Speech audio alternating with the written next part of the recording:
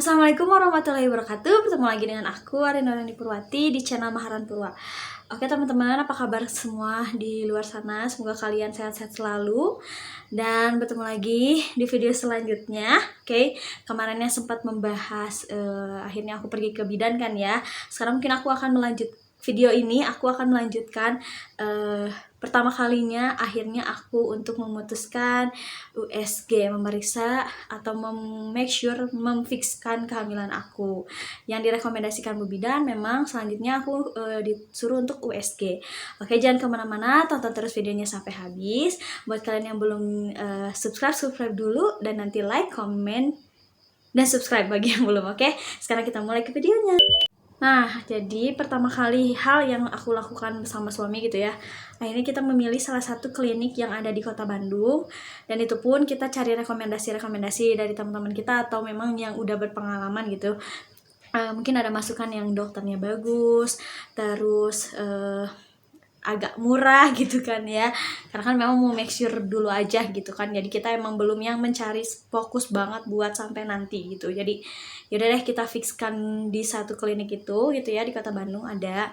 Nah jadi awalnya aku sempat mikir gitu kalau memang aku nggak mau kalau dokternya cowok, karena ya kurang set aja gitu ya. Tapi aku coba beraniin diri deh, gak apa-apa deh coba ke dokter cowok, karena memang selama aku promil, rahim aku itu retro ya teman-teman, jadi agak ke dalam gitu. Dan kalaupun aku harus cek melalui USG itu, aku biasanya melalui transvaginal. Jadi kan kalau misalkan dokternya cowok agak gimana gitu ya perasaan aku, tapi ya udah deh aku coba bismillah gitu ya, mau itu transvaginal atau misalkan di perut juga nggak apa-apa. Akhirnya karena itu dokternya rekomendasi gitu ya, bagus dokter cowok, ya udah deh coba ke situ gitu kan.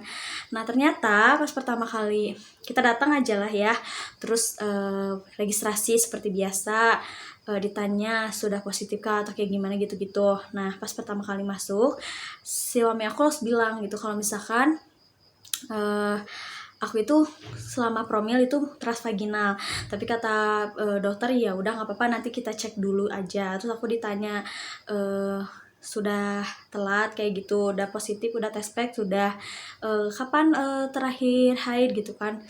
Terus aku bilang tanggal 17 April. Nah waktu itu dari pas tes pack pertama kali positif itu kan aku telat hari kedua ya, tanggal 16 Mei ya.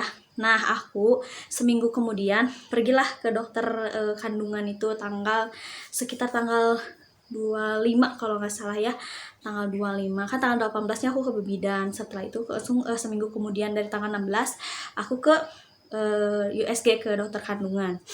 Nah setelah itu jadi posisinya aku udah telat mungkin ada berapa ya, 7, 9 hari, 8 harian ya setelah harusnya haid gitu. Kan aku memang nggak sebulan ya, jadi aku pertama kali ketahuan positif itu kan tanggal 16 ya, itu pun udah telat 2 hari. Jadi kalaupun telat seharinya aku tanggal 15.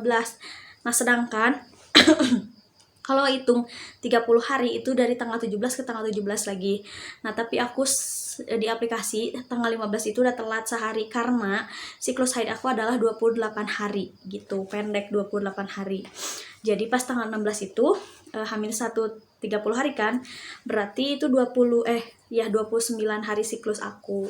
Nah setelah itu aku cek lah ke dokter itu ya, ternyata pas dokter ubak-ubak di perut aku, alhamdulillah bisa guys, jadi nggak harus transvaginal atau dimasukkan ke dalam vagina gitu ya si alat USG-nya. Ternyata aku bisa di atas perut itu sama dokter cowok itu ya, alhamdulillah. Jadi kan aku harus transvaginal gitu ya, karena agak gimana ya sama dokter cowok, tapi nggak apa-apa. Nah tanggal 23 guys aku periksa ke dokter kandungan tuh.